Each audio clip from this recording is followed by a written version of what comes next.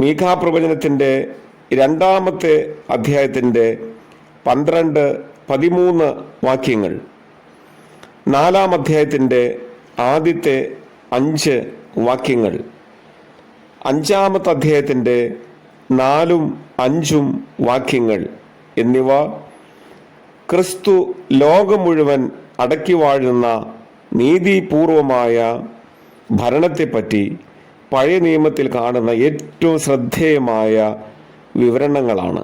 മീഖയുടെ പ്രവചനത്തെ മുമ്പ് സൂചിപ്പിച്ചതുപോലെ 3 പ്രധാന ഭാഗങ്ങളായും അതിൻ്റെ ഉപവിഭാഗങ്ങളായും തിരിക്കാവുന്നതാണ്.